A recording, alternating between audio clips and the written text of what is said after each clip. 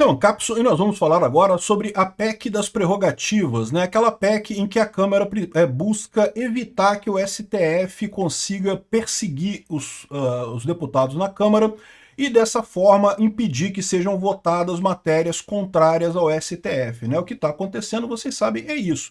O STF tem usado a Câmara e o Senado de forma, botando eles como reféns. O Alcolumbre e o Hugo Mota, particularmente, eles falam que estão sendo perseguidos. O Hugo Mota, o pai dele, está sendo ameaçado de prisão pelo STF. O sócio lá do Alcolumbre, o suplente do Alcolumbre, que é amigo dele também, está sendo ameaçado de prisão lá. E assim, dessa forma, eles conseguem evitar que o Congresso vote coisas que não sejam de interesse do STF. O STF basicamente está barrando isso. Aí, qual que foi a ideia? Para aprovar a anistia, vamos primeiro aprovar a PEC das prerrogativas, que é a PEC que impede que os senadores e deputados possam ser presos e investigados sem licença do STF. Era assim, tá? A Constituição de 88 foi dessa forma, exatamente para evitar que o STF perseguisse deputados e senadores. Mas teve uma mudança, uma PEC, né, uma alteração da Constituição em 2001, que mudou essa história e tornou a coisa mais fácil de perseguir deputados e senadores. E a ideia era votar essa PEC das prerrogativas ontem. Tinha número de votos, estava tudo certo, liderança de acordo, Hugo Mota de acordo e coisa e tal, mas aí o pessoal do STF entrou em cena. O pessoal do STF falou que não, que isso é inconstitucional. Se aprovar isso, a gente vai decretar inconstitucionalidade. Vamos entender esse caso aqui porque voltamos algumas casas no tabuleiro nessa história, hein? Essa notícia foi sugerida por Socorro, estou preso na barba do Peter, Sindicato das Esposas que Odeiam o Peter e várias outras pessoas. Obrigado aí ao pessoal que sugeriu notícias lá no nosso site, no visãolibertaria.com, e obrigado a você que está assistindo o nosso vídeo. Se você gosta do nosso conteúdo, por favor, deixe o seu like, se inscreva aqui no canal, né? Pois bem, como eu falei, eu fiz um vídeo ontem, né, falando que, olha só, parece que o pessoal chegou num acordo, né? O Barroso chegou a dizer numa entrevista que não faz sentido anistia antes da condenação.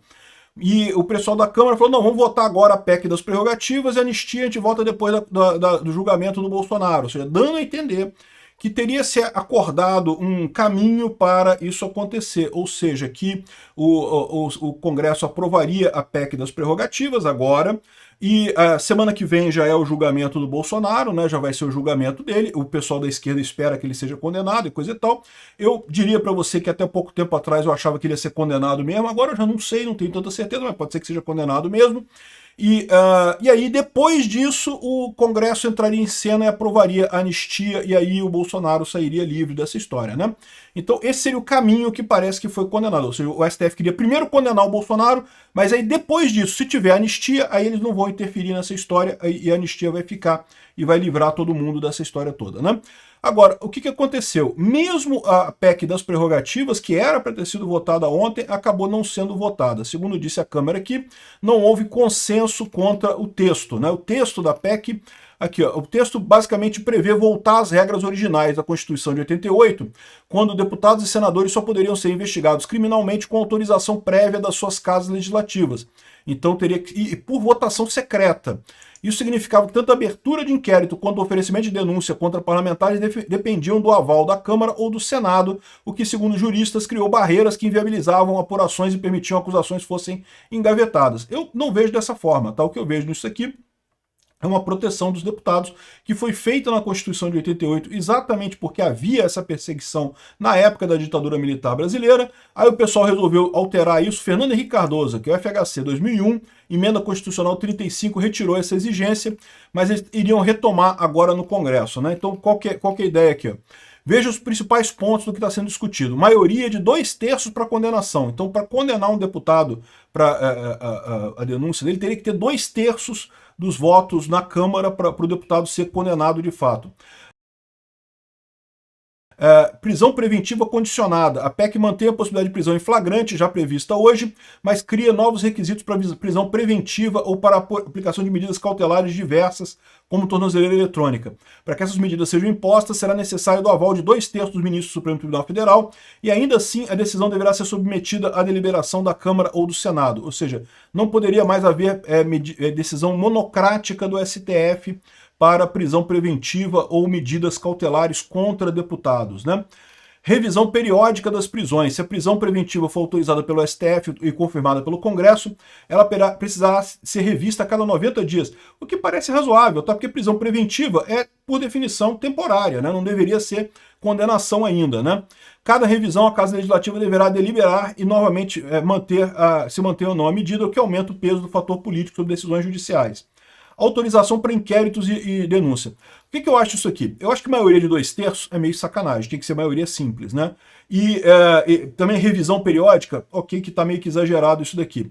Agora, as outras coisas são razoáveis, tá? Autorização para abertura de inquérito é razoável, autorização para recebimento de denúncia também é razoável que tenha na Câmara para evitar exatamente perseguição contra as pessoas, né? Vedação ao controle judicial. O texto veda expressamente que o judiciário revise decisões do Congresso que suspendam investigações ou processos criminais. Isso significa que os deputados ou senadores decidam sustar um processo, o STF não poderia reverter a decisão, né?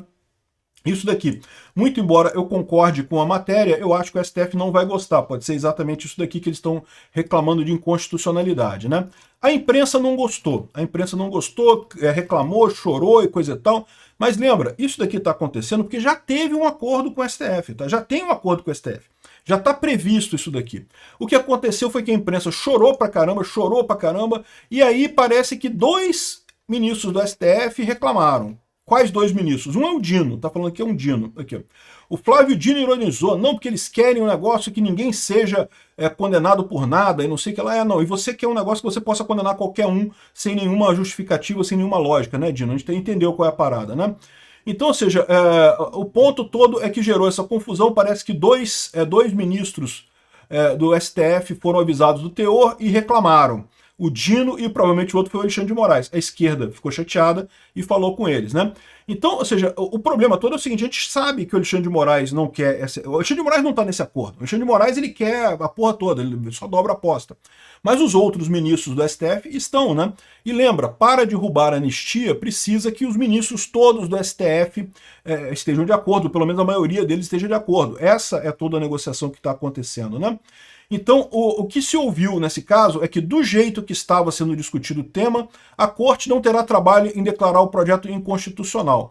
Então, o que eu acho que está havendo aqui... Então, acabou que eles desistiram de votar ontem, vão reescrever o texto de forma mais coerente e aí focar nos pontos importantes dessa história. Chegar no meio termo, que talvez, eu não sei qual vai ser o meio termo dessa história aqui, mas alguma coisa que impeça ainda que o STF persiga qualquer deputado ou senador lá, mas que não proíba um monte de coisa aqui, que não exija 2/3 dos votos do ministro. Enfim, não sei qual é o meio termo que eles vão chegar aqui. Eu espero que o acordo continue, porque é muito importante para todo mundo aqui no Brasil que tenha esse tipo de coisa. Eu concordo com o que o pessoal fala, que esse processo é nulo de pleno direito, portanto devia ser anulado, mas o problema e aí? Quem é que vai lá anular esse processo? Como é que vai anular esse processo? Sinceramente, eu não sei se teria força para fazer isso no STF, né? Lembra que mesmo que o André Mendonça puxe essa coisa para o plenário do Supremo, teria que ter o voto da galera. Será que o pessoal vai todo mundo votar desse jeito mesmo? Ou vai ser pior ainda no final das contas, né? Enfim, essa é a situação. O que eu acho que eles vão fazer, eles não desistiram da coisa, o que eles vão fazer é dar uma revisada nisso daqui, tentar aprovar de outra forma essa PEC das prerrogativas, mantendo o plano que tem sido feito aí de aprovar essa PEC agora, aguardar o julgamento do Bolsonaro na semana que vem e aprovar a anistia em seguida, caso o Bolsonaro seja condenado, né? Eu vou falar sobre esse julgamento do Bolsonaro porque tem umas outras mensagens muito curiosas circulando por aí. Não que ele vai ser preso na papuda, que vão tirar as patentes militares dele, não sei o que lá, como se isso fizesse alguma diferença no final das contas, mas eu vou explicar para vocês qual é a lógica que tem, vou fazer isso no outro vídeo. O ponto aqui é esse, botaram um projeto que era prerrogativas demais, a esquerda chorou, o pessoal do STF atendeu a esquerda e barrou esse negócio do jeito que está. Mas eles estão prometendo que vão votar ainda esse negócio. Vamos ver como é que vai ser o resultado disso daqui. Sendo que isso aqui é PEC, tá? Precisa de 2/3 dos votos. Mas segundo eles estão vendo lá, eu acho que eles têm 2/3 dos votos para votar isso daqui. Obrigado por assistir o vídeo até o final.